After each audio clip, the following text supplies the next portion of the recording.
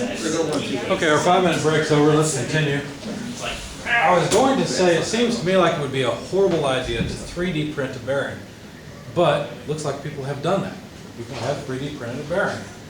Now, I don't know how good these would be, because obviously the tolerance is not going to be anywhere near a normal bearing's tolerance. But if you guys would like to try this, we can probably figure out a way to add some credit into the course for it. So I'll just leave that in the back of your minds for now. But someone asked about bearings that don't have any spacers between them, or a cage essentially. And another student mentioned slew bearings, which I've seen before, but I didn't realize they didn't have a cage. Now, the only thing is these slew bearings that are 3D printed have no cage, but the slew bearings we looked up, I don't know if all of you had the chance to see it, but let's see if I can get this in larger.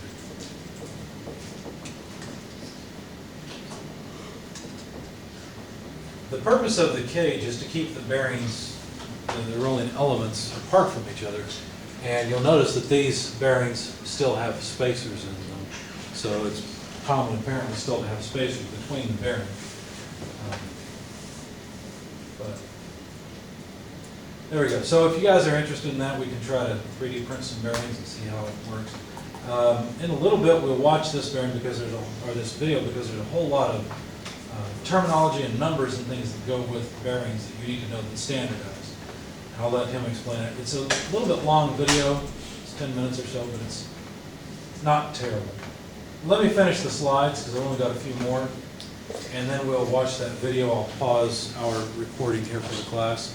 And whoever's watching this video can go and watch the videos online instead, the examples, and then we'll work some example problems. So if you think about the load on a bearing, the basic dynamic load is a pure radial load. It has no thrust component, but it's pretty common to design a bearing to take some radial and some thrust load. You guys understand what I mean when I say thrust load, right? In other words, along the axis of the bearing, along the shaft. So how do you combine those two? Well, a lot of times, if you can avoid combining them, you do. In other words, if you can neglect the thrust forces, you just neglect them. But there is actually a difference in the actual load depending on whether the inner or outer race rotates. If the inner race rotates, which is the most common configuration, then this factor V is equal to 1. But if the outer race rotates, then the factor is 1.2. Because basically that radial load is more damaging to the bearing. So anyway, that's something to consider.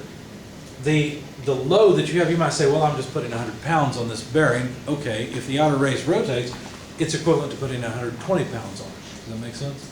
That's what this factor is saying. Now, if the inner race rotates, then it's essentially 100 pounds and you're fine.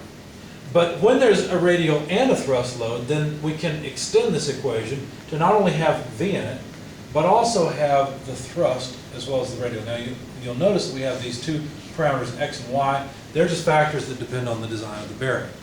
I'm not going to go beyond this in the slides. Instead, I'll show you how to work with it in the example problem. But the point is, the design load or the effective load that we're applying to the bearing depends on whether the inner or outer race rotates, and also depends on whether or not there's a thrust load. And we can combine it all together to come up with an effective design load. So you might say, well, this bearing has a radial load of 1,000 pounds and a thrust load of 200. Well, this equation will help us put those together into some effective load where we can go off and find a bearing that will work for that application. So we will come to that point a little bit later. We don't have all the x and y parameters for all bearings, just for a very small case or a small subset, but it all works the same way. You just need the right parameters for your bearing.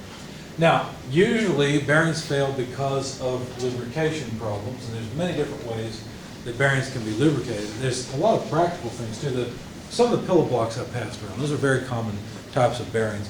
Whenever you put grease into a bearing, it's important to clean the nipple off first, because otherwise, as you squirt grease in, what will happen in a machine is those areas will get very dirty, and then if you just put the grease gun on top of it and squirt grease in, you typically are pushing dirt into the bearing, which is the exact opposite of what you want to do. So it's actually important, just about as important as a greasing bearing, is cleaning off the nipple before you put more grease into the bearing. But like I said, the type of lubrication you have to apply depends on the design of the bearing and the loads and so on. In that case, where you're trying to decide what type of bearing or what type of lubrication you should use, I would suggest contacting the manufacturer of bearings. Now this is the Timken company, and at one point they had a bearing failure chart, but of course they've moved it. Now, me being the person that I am, I knew they would move it. Did I do anything wise about it? Let's find out. I think I downloaded the PDF file, but I linked to theirs in case they updated it. Let's see.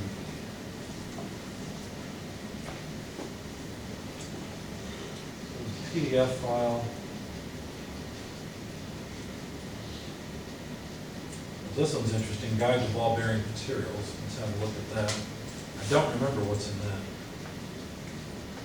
That's IGUS. Oh, that's another type of bearing you may want to consider. IGUS is a company that makes primarily plastic-based bearings, and you might think that's a horrible idea. But if you have relatively light loads, many plastics are self-lubricating.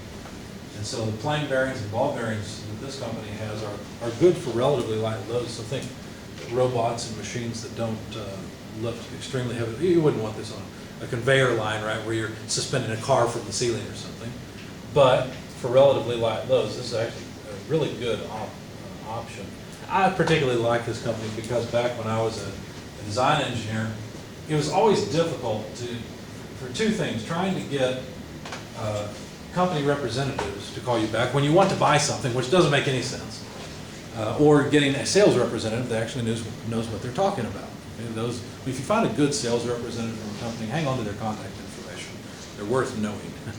In fact, there was a guy, he called me up one day when I was working at Amatrol, and he said, "Hey, I represent Neff Engineering." He said, "I know that you guys buy a lot of 80/20. He mentioned off several different product lines we bought. And he said, I'm not trying to get you guys just to come over to our company and give us your account and just buy everything from us." He said, "We sell the same thing everybody else does. We just rep manufacturers. And, we're not the cheapest game in town." He said, "But what I can offer you is I will help you. Anytime you have a problem, I'm responsive, and I'd love to just come in and meet you." And, well, of course I wanted to meet him. Most salespeople don't talk that way. And so I met him, and we ended up, and it worked out really well, and they were a great company to work with. Of course, he's no longer just a lowly sales engineer. He's managing his own territory now because he knows how to treat the customer right. So he's very successful. The funny part is his last name was, never forget it, his name was C.A. Dreyer. So his last name was Dreyer. And at the time I met him, he and his wife was pregnant, and they were about to have a baby, and he said he wanted to name his daughter Washer Anna. Oh, geez. Washer Anna Dreyer. Never forget that. Anyway, so let's see. Let me see if I can find that other PDF file.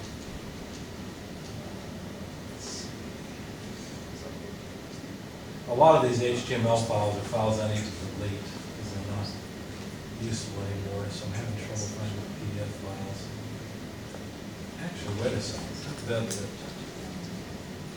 Yeah. I can just do a search with the browser that will find it. No, I don't have it. I bet I put it on my office computer. Bearing failure chart.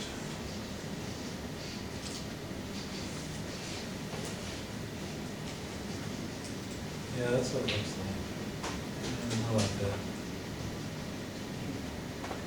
Here's a PDF. Well, that's on Script D. I'd really like to get it from Timken, but I don't see it here. That's pretty decent. We can make that a decent size, we can see it.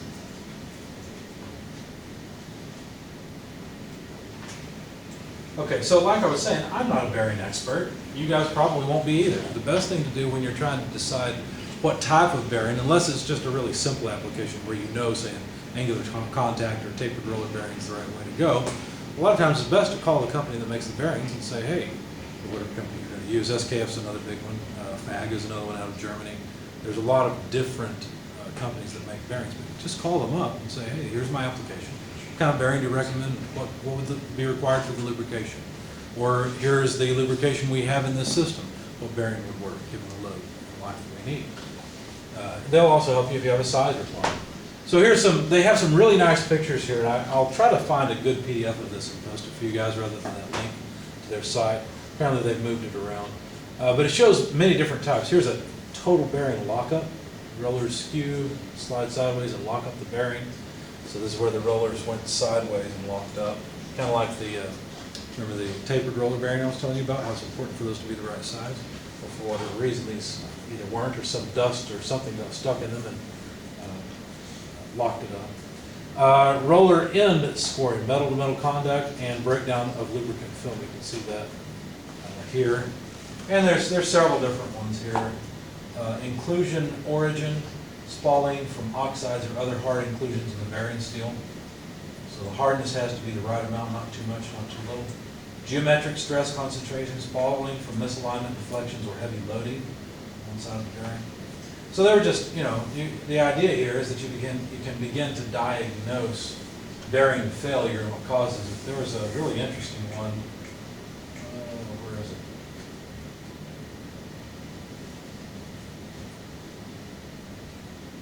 There was one where electricity was flowing through the bearing and causing failure. And I don't know where it was. Maybe it's not on this chart. That was down a page.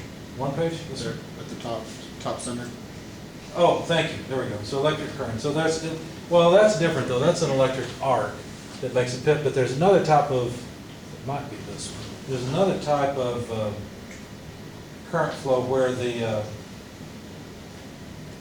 you ended up with these lines kind of like this.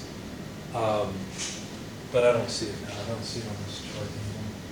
Anyway, so there's a lot to know about bearings, and you're probably not going to be a bearing expert.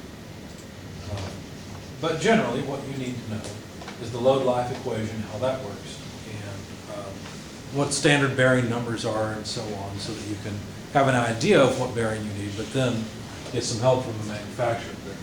With that, the next thing any questions, any comments at this point before we go on? One other thing I want to do, I want to go in and watch this video with you guys. This is a really good one. And this guy, it's a little bit boring, but he's good at describing all the different bearing numbers. You can tell he's very knowledgeable. So I'm going to stop this video. If you're watching the class videos, what we're going to do is watch this, and then we'll go in and work as many example problems as you can get through. So that's what we'll do for the rest of the class. This one last time took me 30 minutes. So probably we'll get through this in the first example or so.